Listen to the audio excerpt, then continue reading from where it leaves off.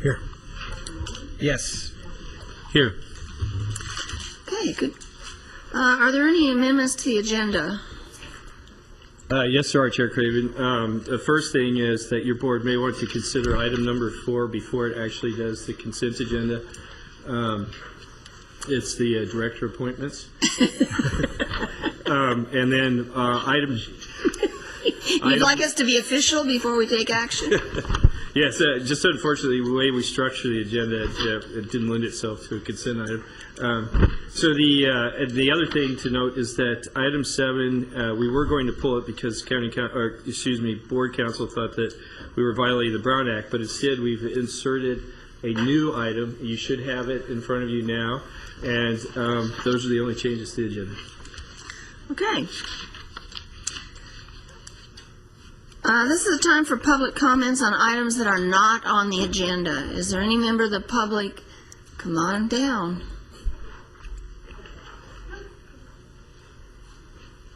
No, wait a minute. Ladies are always first, John. Pardon me? I tried to let you come on. My name is John Matthews. I know we know what we do here is important, what you all do, but I just wanted to point out, I showed some people here, this month in National Geographic's, this is their issue. I think it's only the 3rd or 4th time in National Geographic history that they donated an entire issue to just one item, which is water. There's a section here on California water. It's fascinating reading. I'm not through with it yet, but if people don't have it yet, it's worthwhile going out and spending whatever it costs to get it. They've got some really interesting things about crop patterns and utilization of different water sources like recycled water and some of the emerging issues that have come up. So if you have a chance to grab it, it's really well worth it. Okay. Come on down. I'm Dale Zarowski, representing Farm Bureau, and I read about half of that National Geographic last night, and it's really worth the time. It's a really good issue of it. My comment is I want to commend a couple members of the GMA staff on some work that they did for us in terms of producing a memorandum. And it was Jeff Dorrington did this for Rick Vergoots. And I just want to say a lot of times people don't realize the hard work that staff does and the excellent work that can come out of Ventura County government workers. And we've got a very concise memo on them for the water demand estimates for Ventura County, where they looked at what was our total water usage and gave us a very good estimate using a couple different methods. And just wanted to say it was very good work, and we really appreciate how quickly they turned around on it. So. One of their methods came up with the public water use at 43% and ag water use at 57% countywide. So if anyone's looking for those numbers, thank you. Okay. Bye. Thank you for making those comments. We always like to hear good things about our staff.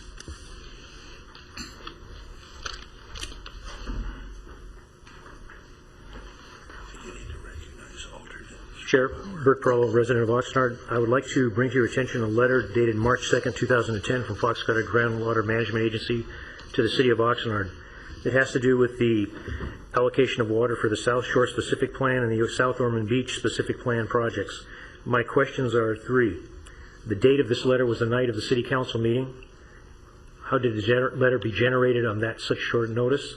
The second is, when the Fox Canyon Groundwater Management Agency had presented a previous letter, December 10th, there was a strong question with respect to credits. The City of Oxnard able to use credits, and the Fox Canyon Groundwater Management Agency, I believe in my opinion, sounds like they know what they're talking about when they say you can't bank on these credits. And the third is the allocation of, it says original historic allocation. Are those self-monitored regulations? Are there actual data? Are there meters on those wells? Sometime I hope to get an answer to those questions. Thank you very much. Okay, we, as you know, Mr. Perella, we don't answer things right here, but we will make sure that a staff member gets back to you on this. Thank you very much. On your questions about Mr. Huebner's letter. Okay, is there anybody else who'd like to speak to us on an item that's not on the agenda? Seeing nobody come forward, we'll move on to item number 4. Oh, Mr. Schwabauer has entered. Grand entrance.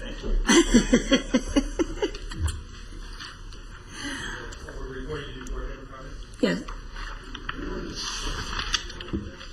Board member comments. I was just trying to get us installed first. Okay, board member comments. Are there any comments from any member of the board? Welcome. Okay, now we'll go on to item number 4, Fox Canyon GMA Director Appointments. This is a returning item because the newly seated people or the reseated people weren't here last time, I gather. So Gerhard Hubner, Watershed Protection District, presenting this item. Really, this isn't actually the presentation slide, but that's okay. There's only one presentation slide, and it really is the requested action today, which is 1, welcome all the new and returning board members for 2010-2011 term. 2nd, that you select a 5th board member and alternate to represent the agricultural interests from the nominees submitted by the Ventura County Agricultural Association and Farm Bureau. And then thirdly, that you select a chair and vice chair for this year. Would you like to do that separately? I think we have to. The first thing would be to select the agriculture representative? Agricultural, the 5th board member representing agricultural interests, and I want to point out as well that there is an attachment from those 2 agencies that list the 2 nominees, which is David Borchard and board member. I'd like to go ahead and make a motion Okay. for the ag representative to, as a slate of, to continue with the folks that we had last year, and that would be David and David. Yeah. I'll second that motion. Okay, there's a motion and a second. Are there any other nominations on the part of... Just want to clarify, so David Schwabauer as the alternate? So there's a motion on the floor, or a nomination, actually, 2 nominations, to have David Borchard be our regular member and David Schwabauer being his alternate.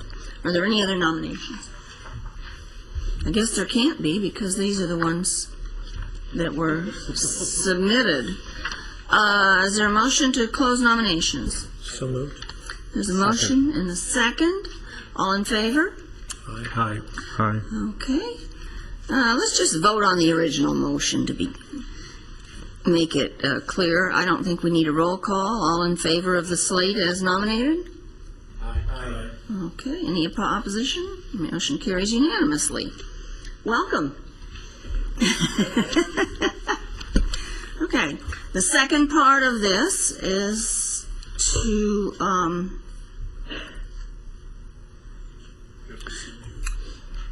Chair and vice chair? to select he welcomed us. I guess that was seating us, right? I believe so. Okay.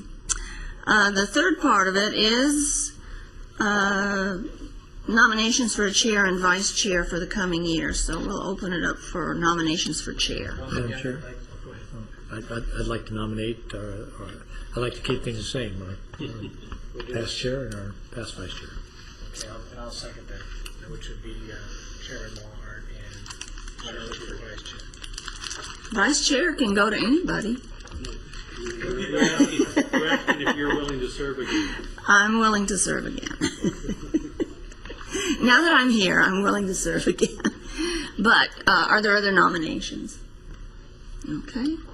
Motion Nobody's going to stand up for that. Motion to close nominations. So moved. It's a motion and a second to close nominations. All in favor? Aye. Okay, let's vote on the slate as nominated by Mr. Bennett? You know, I just went to LA and X and came right back. I had to take my daughter down, and I'm still thinking in terms of traffic, so I apologize. I'm kind of a lame brain here, as moved by Mr. Bennett. All in favor? Aye. Any opposition? Motion carries unanimously. Thank you. You know, do I remember correctly that Lynn is always absent when we select these things? Now we will go back to the consent items, which are items 1 and 2. Is there a motion for approval? So moved to approve the minutes of the February 24th meeting. And And then, to receive and file receive the, and file yeah. for Las Vegas Basin. Okay, is there a second? Second. Motion and a second to approve the consent calendar as it's on the agenda and in the packet. All in favor? Aye. Motion, any opposition? Motion carries unanimously. Next, information items. Number 5, could we have a staff report? Would you like to do 3 first, or? Oh, the informational item is number 3. You know, you'd think I hadn't read this. I got notes all over this agenda.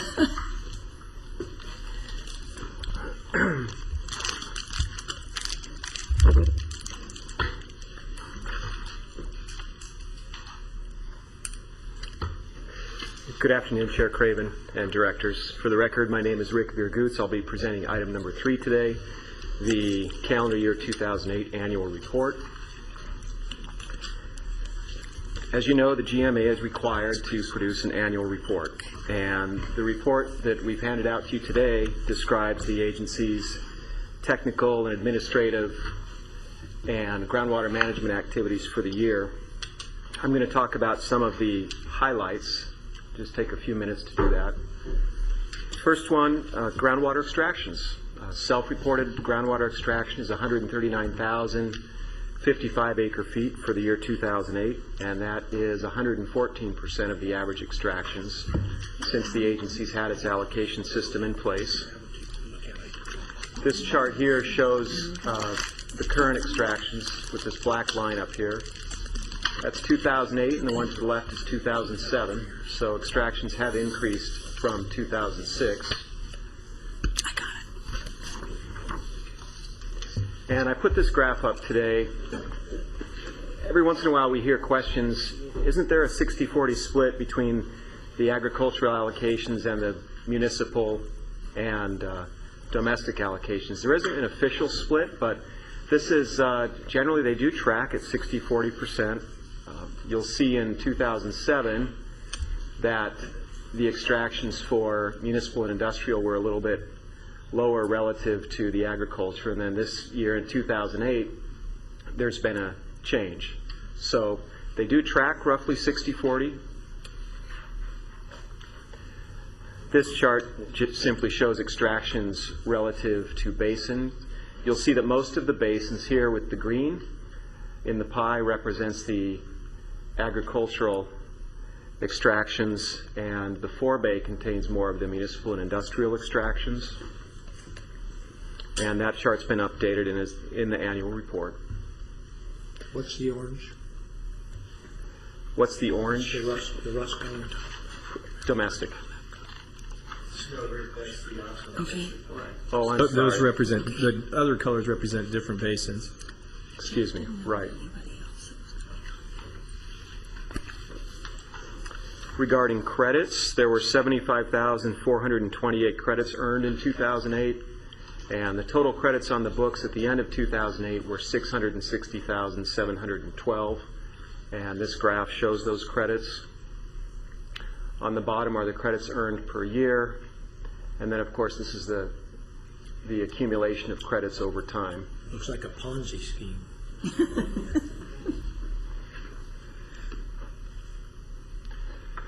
Highlights regarding an MOU and board resolutions.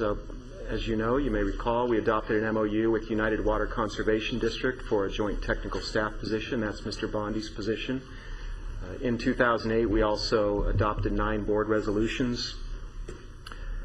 Some of them, not all of them, but the ones I've listed were related to a termination of the GEMS fund, 5% reduction in allocation, flow meters, the Miller Agreement, and an increased surcharge rate. Regarding the Strategic Advisory Group and Technical Advisory Group, there were 7 SAG meetings and 11 TAG meetings in 2008. One of the noteworthy things from SAG from 2008 was Waterworks District number 1 and 19 was allowed to file for irrigation efficiency. I don't believe they've done that, but they are authorized to do that. And with the Technical Advisory Group, some of you recall that it spent a lot of time on a strategy evaluation matrix, which was put forward to rank groundwater management strategies, and that effort carried into 2009, but since concluded. Work plan issues. The board adopted an expanded list of 10 additional work plan tasks, including irrigation efficiency review, compliance issues. There are a few of those: unpaid accounts, those regarding flow meters and unregistered wells, and also credits. This is my last slide. I just wanted to tell you that in the future we'll be producing the annual reports closer to April, or in April. In the past, we've waited until about September to include the end of the year fiscal in the annual report. And what that does is that shifts the annual report out a little bit further than we'd like it to be. So in the future, we won't be including the end of year fiscal reports in the annual reports. Those are available separately anyway, and we'll be able to get the reports out more quickly. And that's all I have. So I'd be happy to answer any questions. Are there any questions? No questions. Did a good job. Thank you. And we just received these, so we'll all have our questions after we read them. Sounds good. I guess I do have one question. Just Yes, Mr. Bennett. do we have a time frame that we're going to talk about, all that, all those credits and the reality of those credits relative to the basin and all? I know it's politically hypercharged, sensitive topic, but is there a game plan that, after we get to a certain amount of data, we're going to stop and have a conversation, or are we just going to wait and have that conversation some other time? Mr. Pratt keeps reaching for that microphone. There is a game plan. Originally, we planned on bringing just a workshop on credits to your board, just the background. It's proven to be a spectacularly challenging report, loaded with all sorts of landmines. We're busy taking those out. We're also meeting with water managers inside the GMA. They've requested that before we come, we get rid of some of the supercharged items, and that we come in July or August. So right now, we're shooting for a July or August workshop on credits for your board. Thank you. Okay, August, except some of us have planned to be gone because we don't meet in August. So keep that in mind. Charlotte, I've learned over the 10 years, August always means September. Right? That's what you say. That's right. It means we're going to work on it in the summer and it'll happen in September. There is no August. I'm really happy for that clarification. Thank you. You caught on faster than I did. If it took you 10 years, I've been around 23 and I hadn't learned that. So thank you. Okay.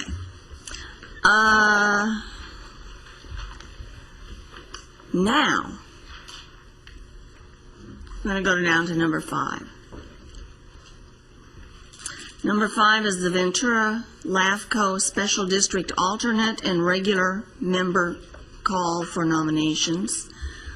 Good afternoon, Chair Craven, board members, Gerhard Hubner, again representing Ventura County Watershed Protection District, Foster Canyon staff. I'll be presenting this item number 5. We received a letter, which is included in part of your packet today, from LAFCO. LAFCO is the local agency formation commission, asking for a call for nominations. LAFCO is seeking nominations to run for the following: an unexpired term of a special district member, Bill Lotz, who passed away this past January. And also there's an upcoming opening to replace the expiring term of George Lang, one of 2 special district members of LAFCO that's slated to expire in January 1st of 2011. The terms of LAFCO's board members and alternates last 4 years, and alternates are expected to move up and fill those member slots when the seat member term expires. A list of nominees are submitted by various special districts. The GMA is just one of those, subject to the vote of the LAFCO members. And we've included additional information as part of that nomination process as part of the packet. As part of your first step today, or part of this process, the GMA board may, but is not required to, designated one seating GMA board member to fill this vacancy. Alternates are not eligible. The nominations must be done by resolution, which we've included here as part of your package today, and the resolutions mailed back by certified mail by April 27th of this year. Accompanying that resolution must be a qualification statement or a resume for the nominees to accompany the adopted resolution.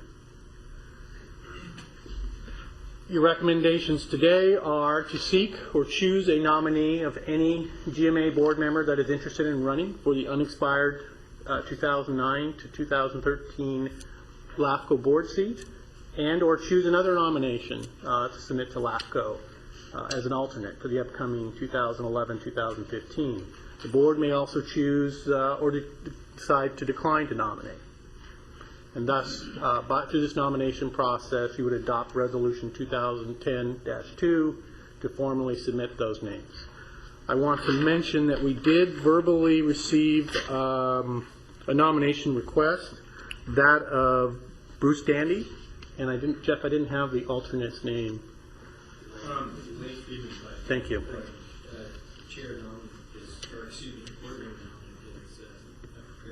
Great. That concludes my presentation, and I'd be happy to answer any questions. Are there any questions? Okay, the first is to ask if there are any seated board members who are interested in serving on the LAFCO board or not. I don't know. I don't see anybody raising their hand, so. Sure, he would love that. Okay, so that takes care of 1 and 2. Number 1, and then are there any nominations of other people? Yes. Mr. Nauman. Yes, I would like to go ahead and nominate Bruce Dandy from United Water and Elaine Freeman from the Rancho Scenic Recreation and Parks District for LAFCO. And I'd like to nominate Bruce as an alternate to the Special District Manager's position that was vacated by Gail Pringle in 2011. And because she'll be moving into the regular seated position there on LAFCO, and Elaine to Freeman to go ahead and fill the position expired by Bill Lutz. So why don't we take them one at a time, since Okay. there are 2 positions. All right. Make one of the nominations for one of the positions, and then we'll go ahead with that. And a nomination, by the way, does not need a second. Okay, Bruce Dandy for the alternate special district member position. Okay, for the alternate special district member position, are there any other nominations? Okay, nominations are now closed. Let's vote on this. Is there, all in favor? Aye. Aye. You do what I do, push. Any opposition? Okay, Mr. Dandy is unanimously elected by this board to be a nomination to be sent to the LAFCO board. Now, the other one. Elaine Freeman, which to be nominated for the regular special district LAFCO board members seat, which would can you say it? Which takes care of vacated by Bill Lutz on his death in January. Elaine Freeman for the other position that was vacated by Mr. Lutz. Are there any other nominations? Okay, nominations are closed. Is there all in favor? Aye. Aye. Any opposition? Okay, Mrs. Freeman will be our nomination to the LAFCO board to replace this, and then they will make the selection. Number 6, contract with the Irrigation Training and Research Center, Irrigation Efficiency Program.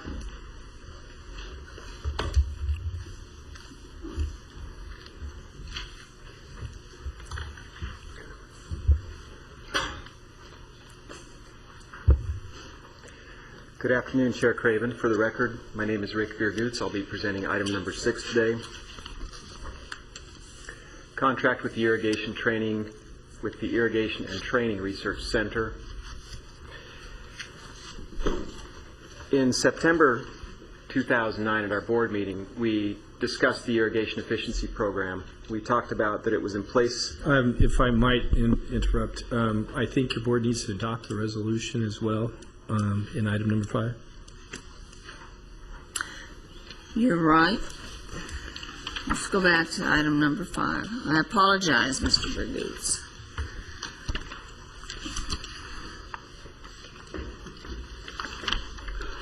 My bad. Should have caught it earlier. Okay. We need to adopt the resolution number 2010-2 to formally nominate Mr. Dandy and Mrs. Freeman and direct those members to submit a resume or candidate statement directly to LAFCO as they are required. Is there such a motion to adopt? Second. So motion and a second to adopt resolution 2010-2. All in favor? Aye. Any opposition? Motion carries unanimously. Now we're going to go to item number 6. I'm sorry, one more. It's just a Twilight Zone sort of day. In the resolution, we have said, we made it the case that you were nominated, we assumed the case that you were nominated a GMA director, so we need to modify the resolution, just to say nominate the following members. Just tell us where in the resolution it will change. I'll second that. And I'll update, I'll amend the second. And please tell us which, oh, I see, 1 and 2. We just take out the word director? FCGMA director, right? Yes. Okay. That was part of your motion? And that was my second. And that was the second. All in favor? Does everybody understand the motion? Okay, to take those 4 words out of this resolution. All in favor? Aye. Any opposition? Motion carries unanimously. Is there anything else on number 5? One once. Okay. Number 6, third time's a charm.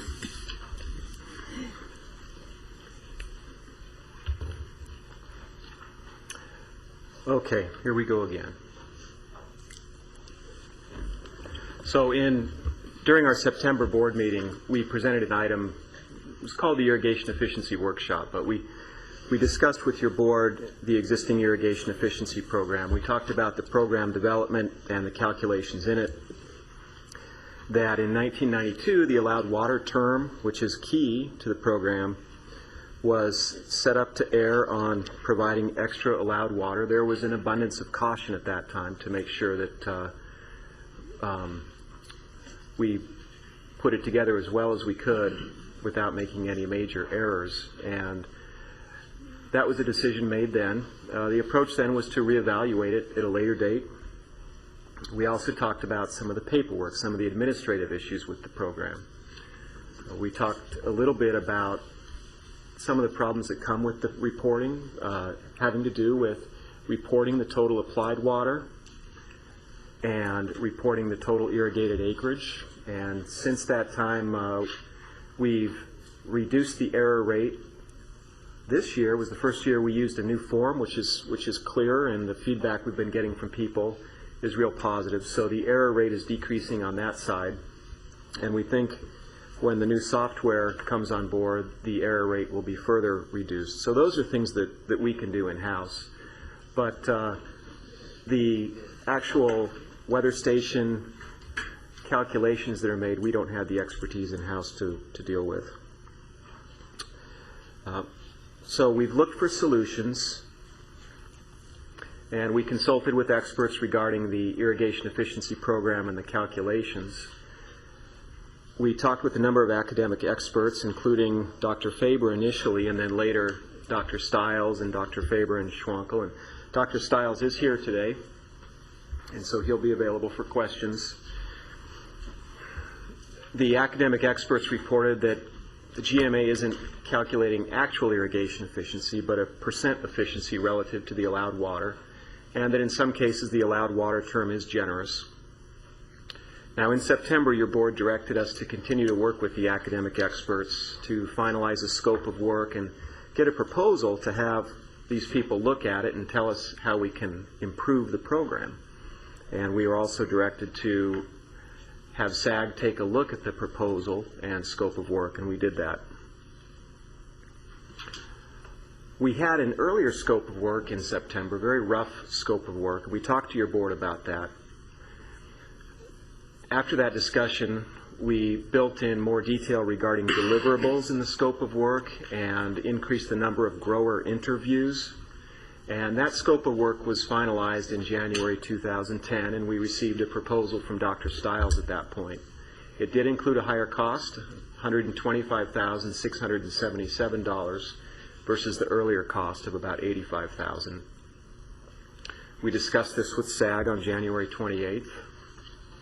And SAG members provided some comments. They had questions. How will the allowed water term be different if the salinity of groundwater is high? And Dr. Stiles has responded to that. Money should be spent on outreach instead. We talked about that some. And after a brief discussion, we came back to where we have been regarding the reporting. Even with the improved reporting, we're still getting values of irrigation efficiency 150 or more %. So outreach would be good, but there's some more mechanical things we need to fix with the program.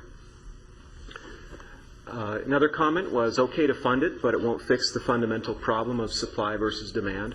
And another comment was that it would provide good information for policy decisions. After the SAG meeting, they did support moving forward with the proposal, although since we just showed it to SAG that day, we did give them 2 weeks to provide any other comments on it. We received some comments, some very specific technical comments, some requests for clarification, and we wanted to make sure we got it right, so we emailed those to Dr. Stiles. And there were also some clarifications that we determined that we needed regarding the contract issues, and some clarifications regarding the budget. In order to get to these clarifications and handle some of the questions, Dr. Stiles reported he required additional funding of $8,000 for his time, and we discussed this with your board, and your board authorized us to enter into a contract for $8,000 with Dr. Stiles. We did that. We met with Dr. Stiles. He investigated the SAG comments and responded to them. And the contract and budget clarifications were also made.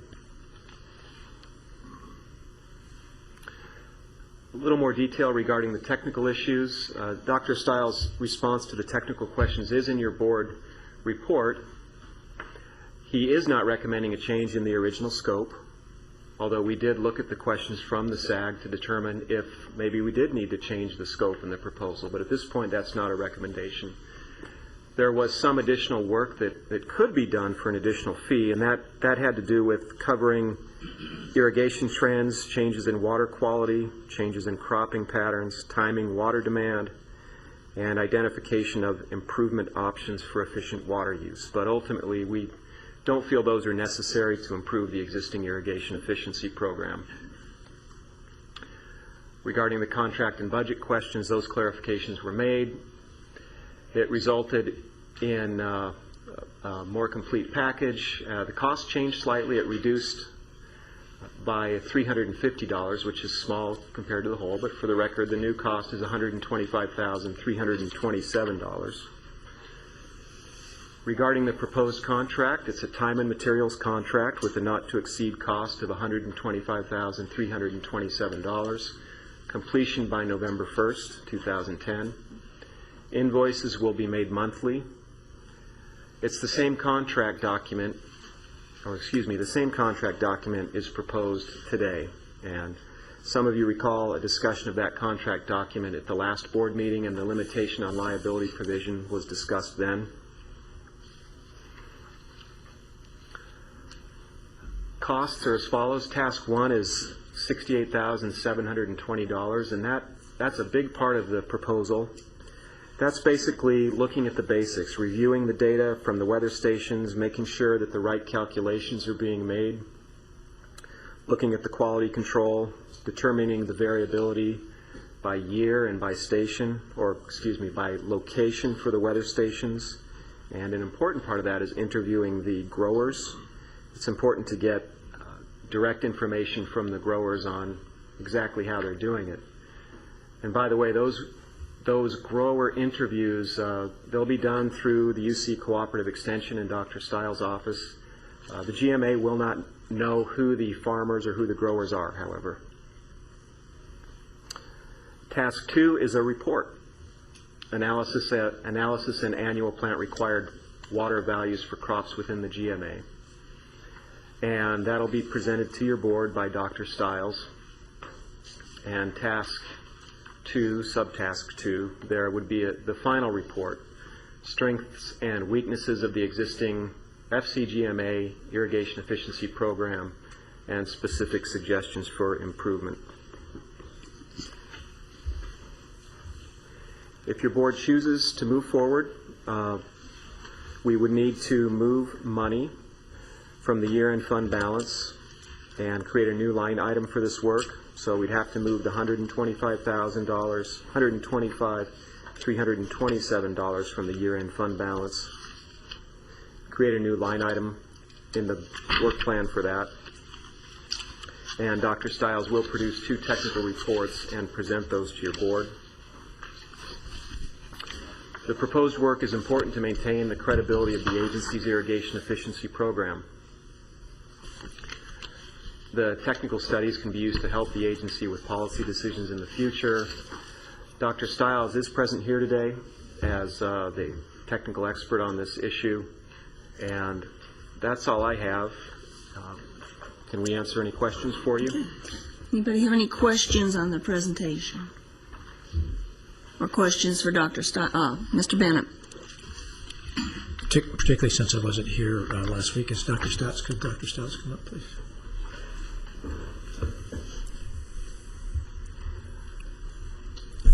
I'm just trying to get my head around, and just want to be as direct as I can.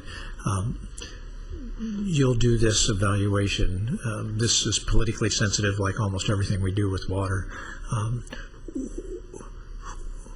What would be, I mean, if somebody wanted to look over your shoulder, how would we have some kind of independent verification of what you come up with? Do you have a suggestion for that? Well, again, I'm with the CSU with Cal Poly, and we're going to be working with a couple of UC Extension professors, and we're going to work together as a team on this. And I think that's probably the best approach on this, because we're all working independent of each other. I mean, I certainly can't tell them what to write into a report, and vice versa. And that was the intent, I believe, at the beginning of this, was to get 3 independent academic consultants that could get involved with this, and to go through the information and the data and come up with what we feel is the correct answer on this. Great. Thank you very much. That's what I wanted to hear. Sure. Any other questions of Dr. Stiles? I just want to thank Dr. Stiles for participating. This started out as us questioning the use of button willow as a reference point for our Simmons program, and it just seemed like something was out of whack. And so having you allow yourself to become involved, I appreciate. And obviously with the funding thing that Dr. Faber's going through, he cannot do this, and so that you agreed to participate, I thank you.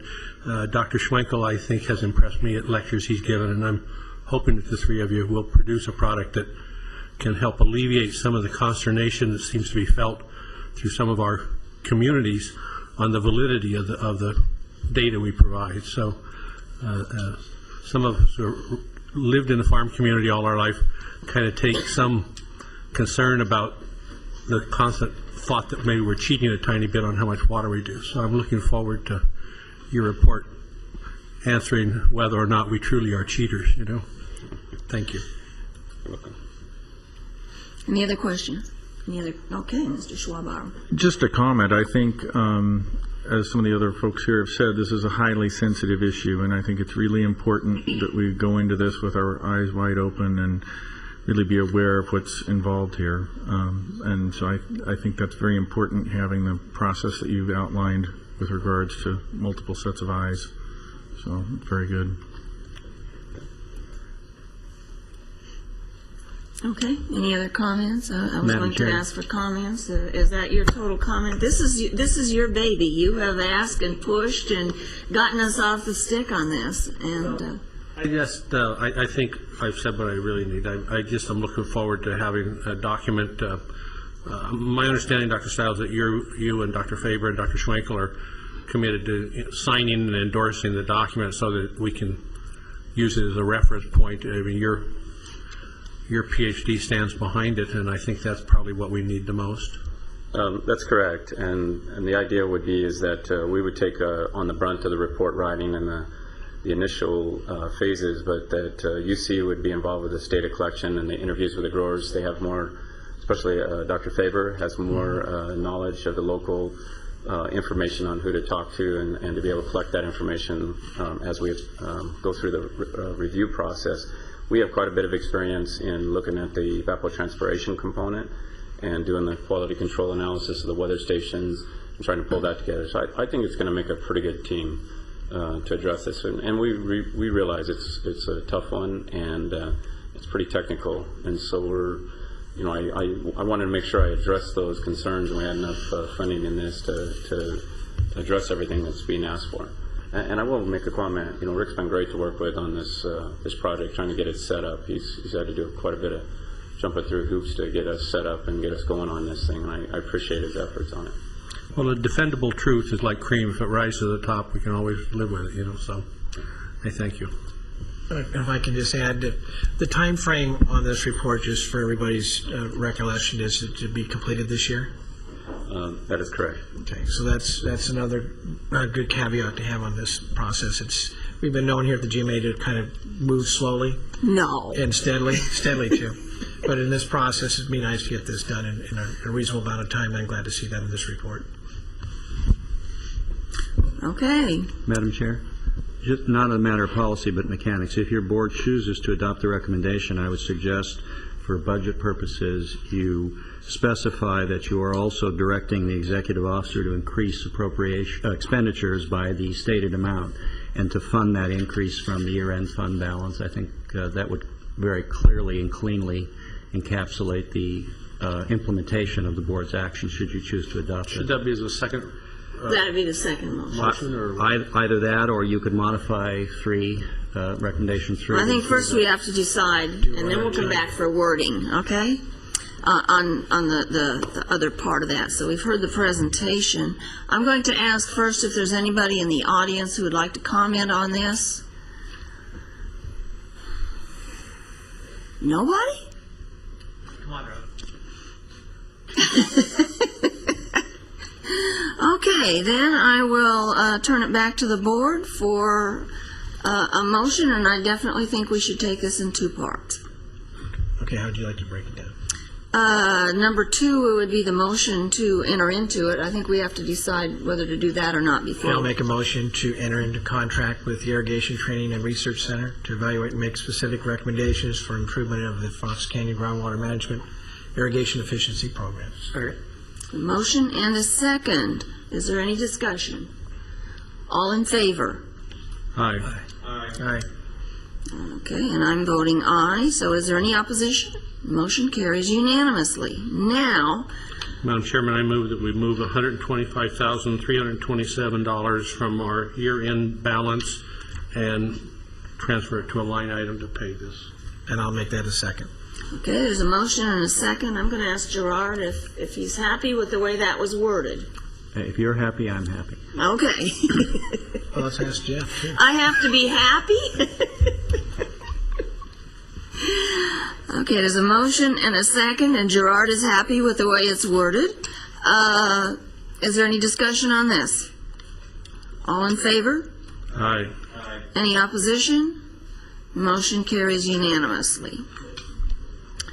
That will move us to item 7, the John K. Flynn Groundwater Stewardship Award. And Rick, just well done.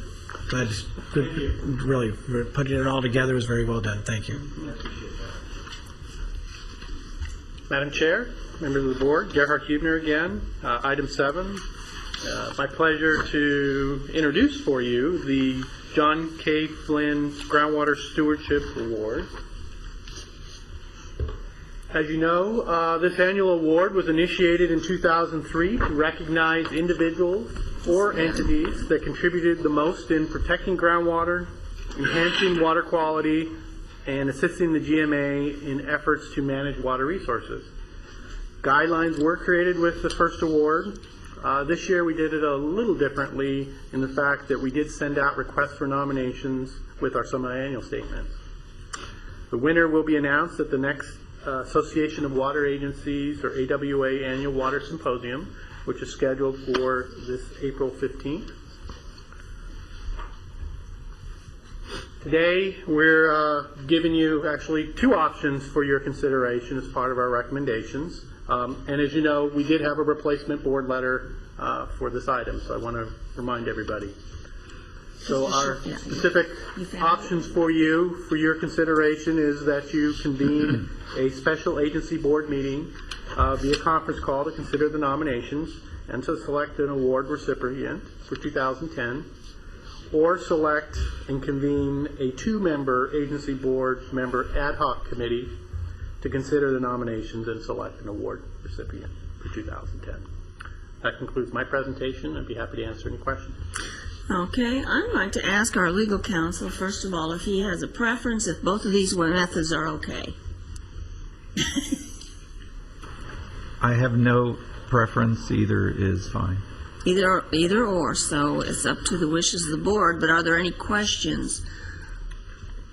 I think last year we chose one and did a conference call, just for FYI. I believe that's correct. And we need to have this done in due diligence too, do we not? We do. Okay. Okay.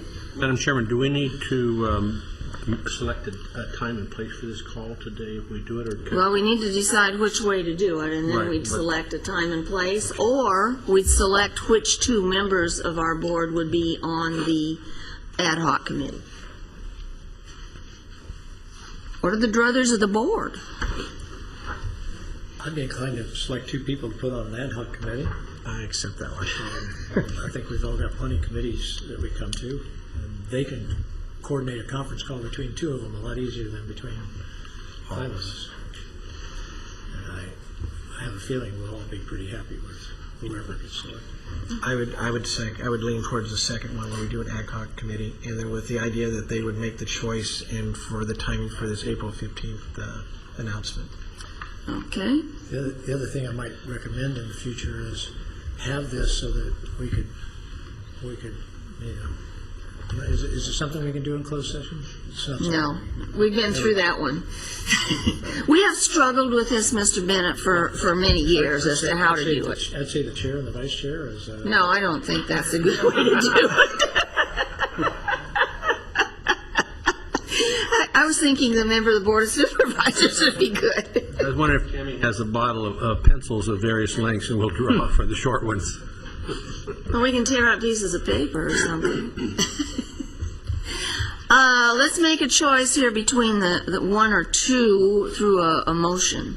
Okay, I'll make a motion that we select two people to be there. I think that the chair has a long history here, and that's really why I was thinking about the chair. I think needs to be two people that have a long history. I'm not sure that I have a long history. And I'll second. I think it's a two-person ad hoc committee. Okay, there's a motion and a second to choose. Mr. Scharbar, you got a long history, and would you want to join? You're an alternate, so you're not always tied up with these. I have no problem with that. I mean, how about that? The pleasure of the board. Okay, well, you want to do it all in one motion? Sure. Yeah. Okay, so it would be the chair and Mr. Schwabauer who would be the two members of the ad hoc committee. I'll second that motion. Okay? That's part of my second. We have 2 seconds to this, but I think that Mr. Nauman seconded it first. Are there any questions on the motion? Okay, all in favor? Aye. Any opposition? Motion carries unanimously. Now, David, all you have to do is find Lynn. Well, we do have a list that could help. So. Okay, now we're down to... She doesn't have to try to coordinate 5 of us.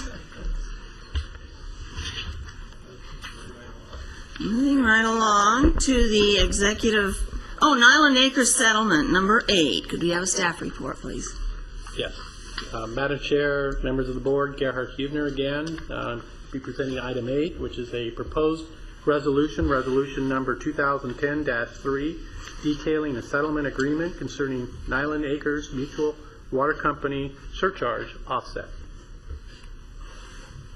First, I'd like to give you a little bit of background of how we got to today and a little bit of background about Nyland Acres. Nyland Acres Municipal Water Company supplies potable water to approximately 1,100 people through 300 retail connections. The service area is located in a low-income, unincorporated portion of the county of El Rio, north of Highway 101. They rely on a single water supply well as their sole source of water. All residents have been paying a flat monthly fee since the mutual was formed in 1948. This annual water cost equates to about $500 per year for each customer. The agency surcharges began to accumulate beginning in 1997 when Nyland Acres exhausted all their available credits. Since then, their annual allocations have averaged approximately 50 to 60 acre-feet per year above the annual allowed allocation limit. Between 1997 and 2000, total excess extractions were 351.611 acre-feet, which equates to $254,917.97 in surcharges. Nyland's payments to the GMA after the end of 2004 included a surcharge of 67.529 acre-feet, which equates to $48,958.52. However, in 2005, another 35 acre-feet, approximately, of surcharge was incurred, and the remaining balance has continued each year since. If you recall, in June 2009, your board directed staff to set to zero the calendar year 2005 and prior surcharges. So that large amount that I presented earlier is no longer on the books. In July of last year, July 31st, agency staff sent Nyland Acres a request for payment of $96,696.88 for the outstanding extraction surcharges for calendar years 2006, 2007, and 2008. That's the subject of this discussion today. We then also met and had various conversations with both the managing operator of Nyland Acres, David Sousa, and their retained legal counsel, John Matthews, since the invoice was mailed. We have a proposal from Nyland Acres. Their legal counsel has proposed a solution patterned after the recent GMA-approved Strickland Municipal Water Agreement. That was an agreement that we presented to you last year in the June timeframe. The Nyland Acres Municipal Water District proposal is similar, as I mentioned, to Strickland. Big difference is the time frame. I think I said 3 years. I believe it was actually 1 year. 1 year versus 5 years to complete the imposed terms and conditions. Nyland Acres proposes to spend the equivalent amount of money plus whatever excess funds there may be required to install water flow meters on all present Nyland connections. In addition to the meters, Nyland Acres proposes to upgrade some existing pipeline sections, as well as some of their valves that need repair, leaking water transmission lines, faulty or aging pipe materials.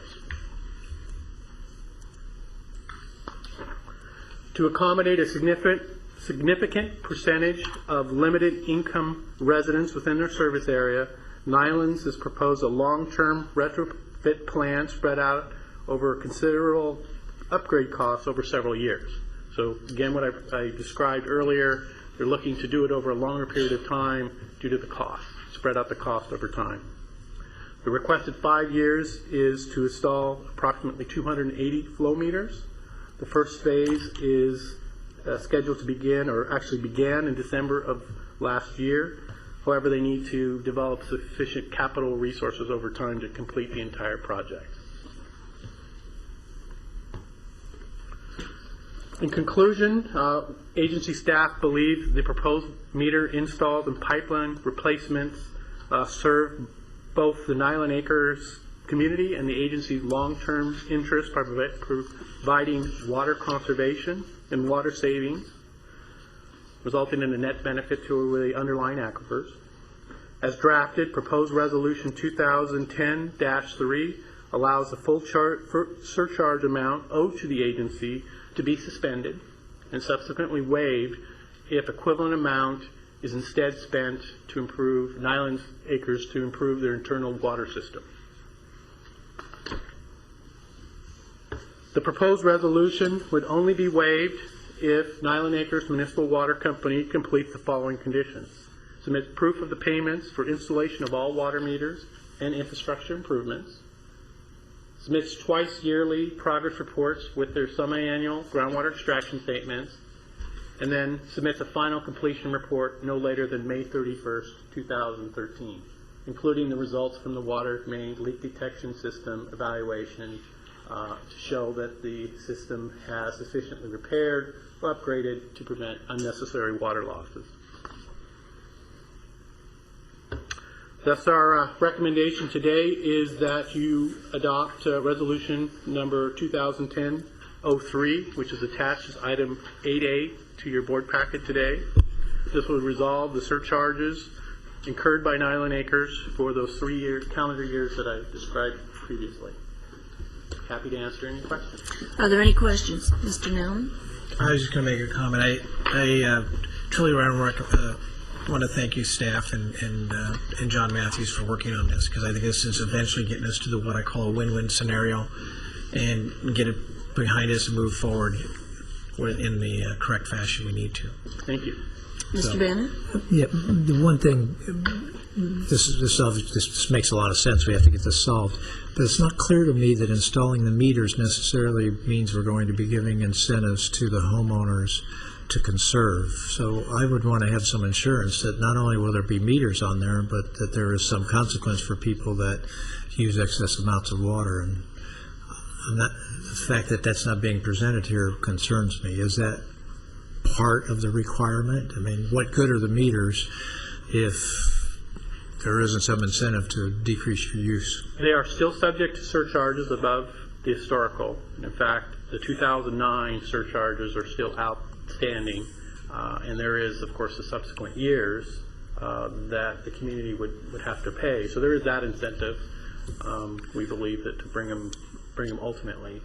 Another factor that I've seen, actually found out, when Port Hueneme recently completed their water meter installation, they saw about a 17% reduction in their water use once those meters went in and they started having to pay per that water that they were using.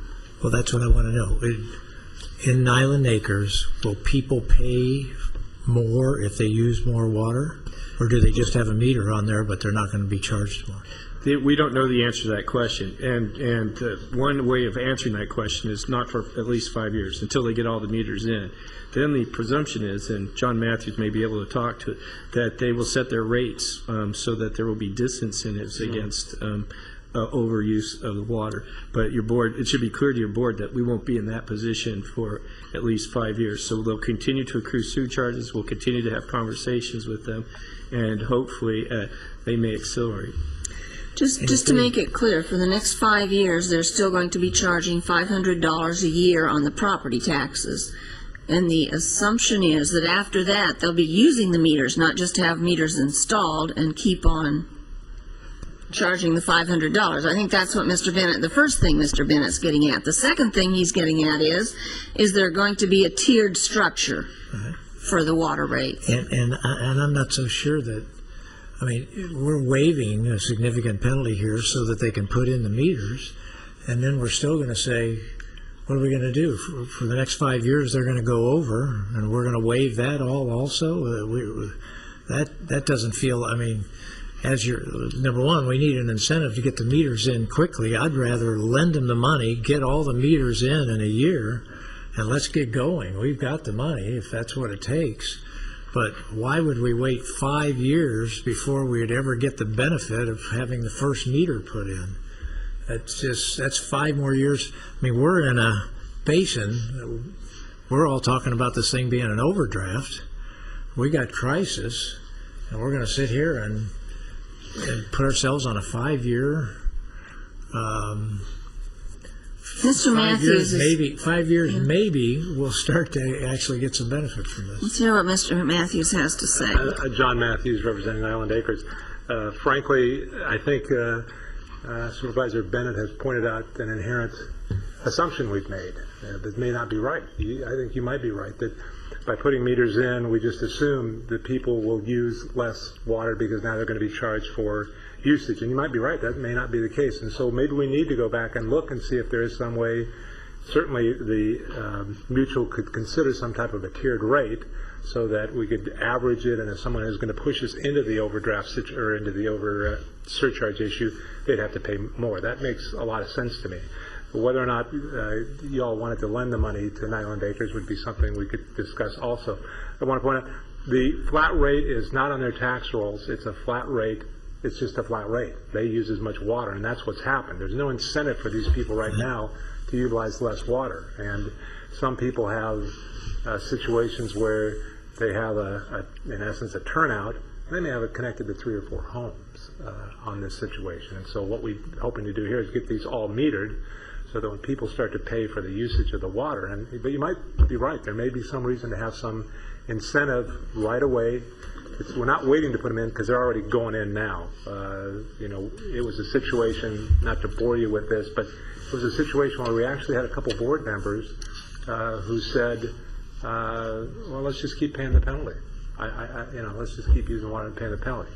I've only attended one board meeting, and I had an interesting discussion with a couple of those people that had that kind of an idea. Where are they even going to get the money to pay the penalty?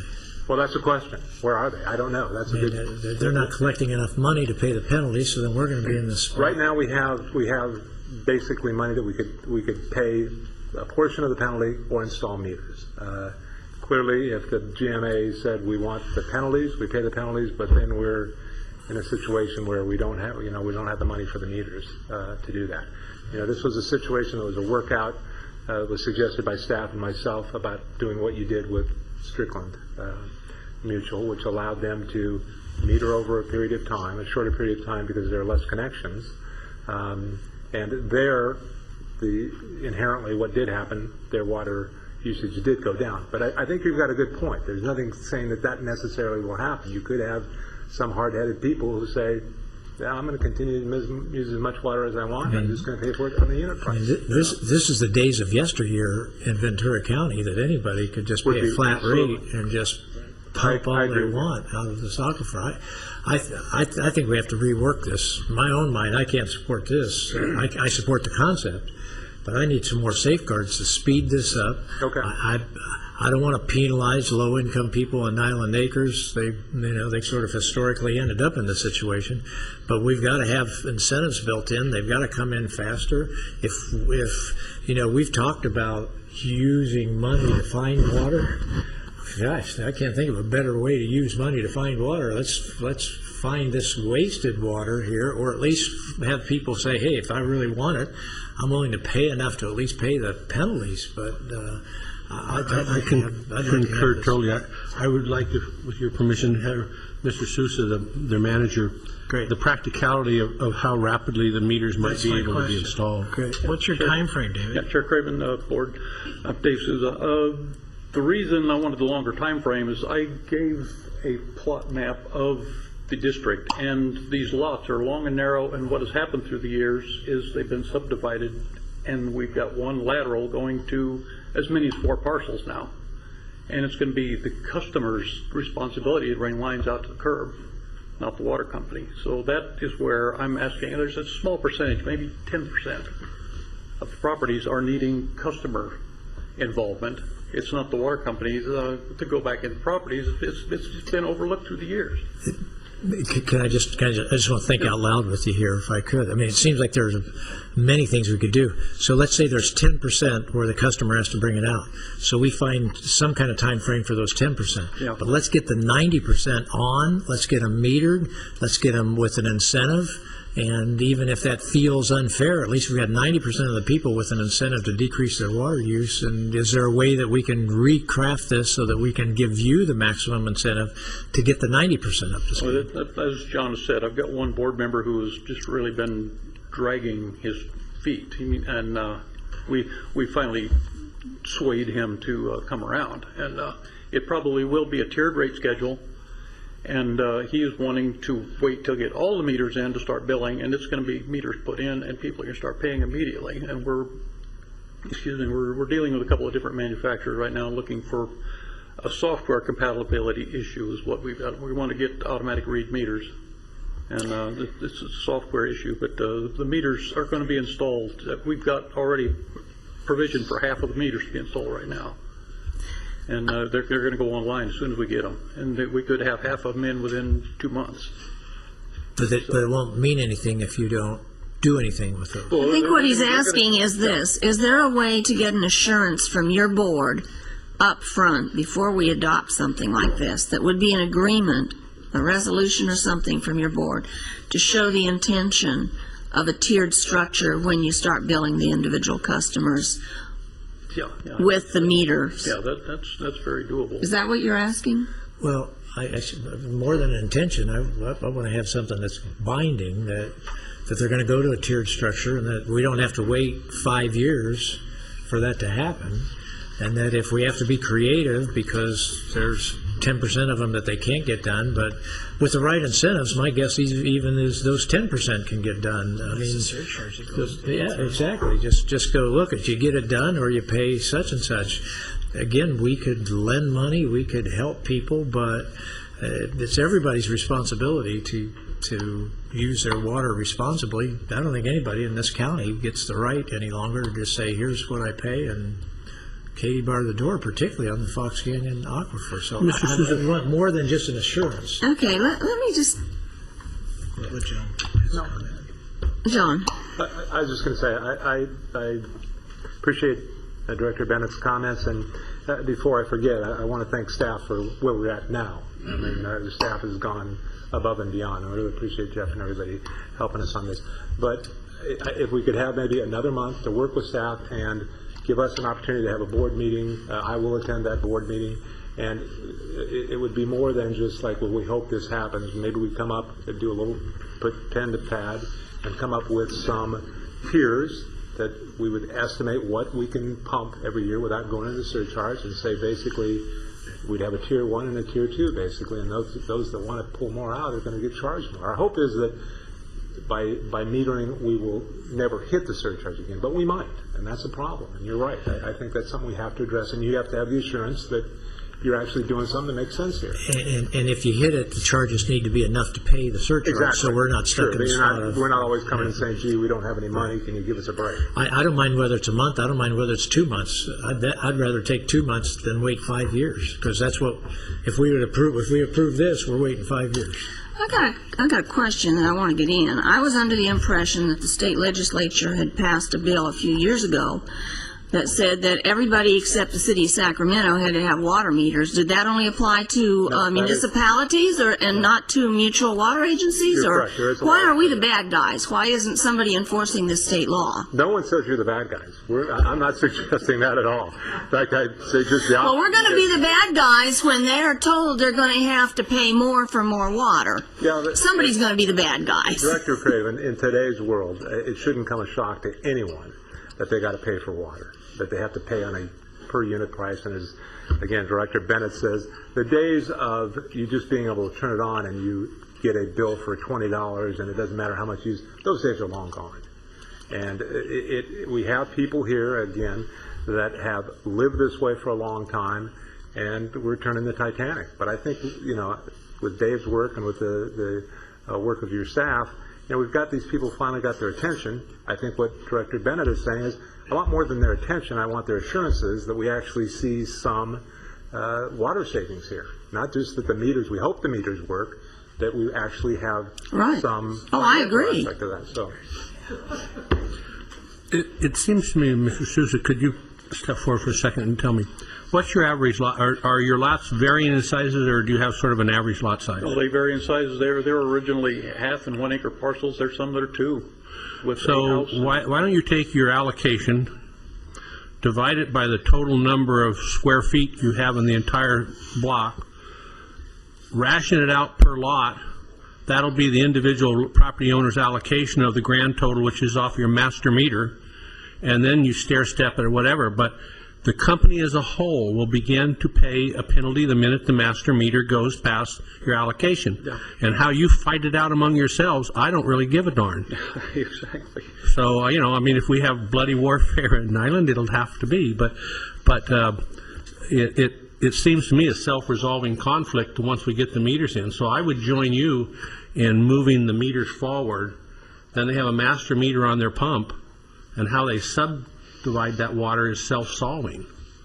And then we don't have to get involved with local politics. But we're not, they are not able to enforce their rules among themselves until everybody has a meter so they can decide who's wasting and who's conserving. So to whatever extent it would work for us to advance these monies with a contract, with an interest rate that we would determine is appropriate, I think that would be a useful and beneficial use of our monies, which would then return to us in the form of payments. So that's just, and if you got a lateral with 5 houses hooked to it, set a single meter there and let them fight it out among the 5. There's already some we're already starting to see some squabbling, and we're just the neighborhood, and what's going to happen to my property, and that's already happening. And I've got one mobile home park that that was one of the first meters put in, and looking at what they would pay if they were on like a city rate, there's going to be a little wake-up call on some of these people. And typically, reading on the internet and talking to some of the other mutuals, when they've installed meters, they've decreased significantly. We will be way into the black. And in the past, I've suggested on finding these little communities where we haven't had an effective replacement program for toilets and shower heads and all. We could put that in place, but you're not going to encourage them until they look at the bill every month. Right. So the quicker we can make the meter program work, and to whatever extent Supervisor Bennett's program would come forth with maybe a loan, I don't see how that would be a bad way at all. And I'm not even ready to say I know enough about a loan to say I'm recommending it. I'd just like to ask staff to consider it. So I'd like to try this out for a motion, and that is that this come back. Well, we have somebody else who wants to speak Okay. on this. Could we? Sure. Okay. Hi, Steve Hickok, City of Port Hueneme. I just wanted to give you a quick update on the city's program. When we completed the water meter implementation project, we also included a conservation-based rate structure to go along with that. And then, aside from that, we're also adopted a water conservation ordinance. Now, the City of Port Hueneme seeks grant funding, and some of those grant funding requirements require adoption of these programs. So we're a little bit different than Island Acres if they're not seeking grant funding. However, we were in the same predicament just last year where we were on a flat rate system. And when we converted over to a metered program, we adopted these additional items to encourage conservation and to control misuse of water. Have you found that consumption has gone down? We did. We saw about a 17% reduction, but we're really not sure that we've seen the full impact of the meters. That could have been just from the installation of the meters themselves, knowing that we would be going to a volumetric-based system. We anticipate seeing further reduction once the conservation-based rate structure gets fully implemented. We're bringing it on slowly over a 3-year period so that the impact upon the customers is felt less. So, and during that 3-year program, to bring that volumetric-based rate structure up, we're doing public outreach for the water conservation side. I have a question for you, but it's not, well, it is here, because I guess my question is your outreach to people who actually live there or people who own the property? It'll be to the consumer, the tenant. Because you don't allow people who live there to pay the bills if they're not the property owner, right? No, we do. There's 3 people that can pay the utility, property manager, property owner, or the tenant. Okay. But you're always, I think the thing I'm trying to get through is notifying an accounting company someplace who's going to put it in, who's going to recycle your notice is one thing. Actually getting stuff to the address, to the person who lives there, something else, and that's not just for you or to pick on you, but for Nyland Acres people too, or anybody else who wants to come and talk to us about penalties and loans. Our outreach program will reach out to both the property owner and the tenant of the properties. Okay. I just wanted to share that history with you, that we didn't just put in meters, we incorporated other programs. Thank you. Is there anybody else who would like to speak on this? I don't see anybody coming forward. Okay, do we have any comments from staff? Especially, you've heard what we've been saying up here. Is there anything about the timing we're talking about? Understanding that next month might be the one after, or August might be September, or something like that. Okay, Mr. Kelly. One thing that you kind of lost me on the changing dates. On the write-up on page 8A, page 2, it talks about you're going to have the improvements in by March 31, 2015. But you then talked about a final report in the year 2013. So how can you get a final report 2 years prior to the total installation? That's an inconsistency that needs to be corrected. It should be 2000. And then you made some other comment which kind of went past me because I wasn't listening as tight as I should, about a 1 year instead of a 5 year. That was what Strickland Acres, what we had imposed in terms of completion of their project. That was a comparison. Correct. So the 2013 was an incorrect date. Correct. Okay. I would like to go ahead and echo that. Let's send this back to staff and let's work on this with the some ambition to get it done within a reasonable amount of time. To get basically a blueprint of how it's going to be done, where it's going to be done, and possibly some monies that we can do to help this process. Okay. Think inside and outside the box on that a little bit. I would just add to that I think it would probably be helpful if staff were to interact both with the City of Port Hueneme and even with regards to ready for Waterworks 1. I mean, Waterworks 1 has a tiered rate structure. I think there are many of them in the county, and so I think it would be really helpful, if any brain you can pick, so to speak, to bring in more information so that we've got a plan that works, I think would be valuable. Will do. And I think that a structured, a tiered system that has more than just 2 tiers is really good, especially if you have places where there are a lot of people living. I'd just like to emphasize we've made a lot of good comments. Right. I'd like to have staff not take any of them and say, oh, we have to do it that right. way. I don't know. There may be ramifications to us lending them the money that I'm not aware of at this point in time. There may be good things to that. There may be bad things. So you've heard it all. I'd just like staff to use their best common sense now to come back with a better recommendation than we have at this point in time, with the goal of getting this done faster, getting this problem solved quicker. Yes. Just a last comment too. This has been a challenging issue for years, and I mean I don't want staff to feel that the board is picking them apart on this, because it's something that has to be solved. It's just another one of the many challenges that we face in the district.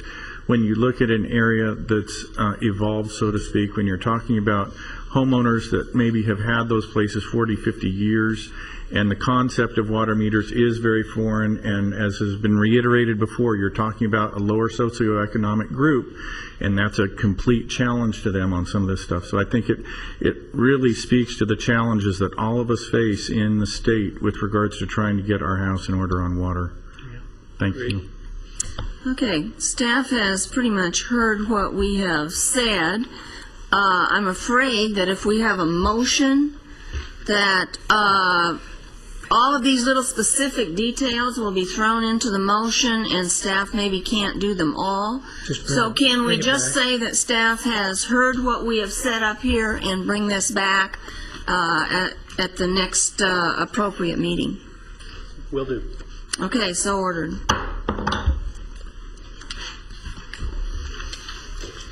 Next items, I believe, are the executive officer's report. The only thing out of the ordinary to report of that, Chair Craven, is that there will not be a strategic advisory group meeting tomorrow. The last consideration by some sign items by the board. And as that's unusual, just reminding everybody, there's been an announcement or an agenda. Okay. Is there a motion to receive and file the executive officer's So report? made. Motion and a second to receive and file. All in favor? Any opposition? Motion carries unanimously. Chair Craven? Yes. Can I make one other announcement? Certainly. I want to thank alternate board member McIntyre for the tour. He took me out in the Solmus area. Really appreciate it. So I just want to make that announcement. And during roll call, I forgot to announce that he was in the audience, and I don't think there are any other alternates in the audience because we have all the alternates up here. Well, Mr. Zaragoza and Mr. Andrews aren't up here. I would like to apologize to everybody for the, as Mr. Pratt called it, the Twilight Zone meeting. If you ever want to know how to rattle me, just tell me I have to get down to LAX and back with traffic such that it took 2 hours each way. And I did get here in time. That's all I can say. And so, thank you, Tammy. Welcome back. Meeting adjourned.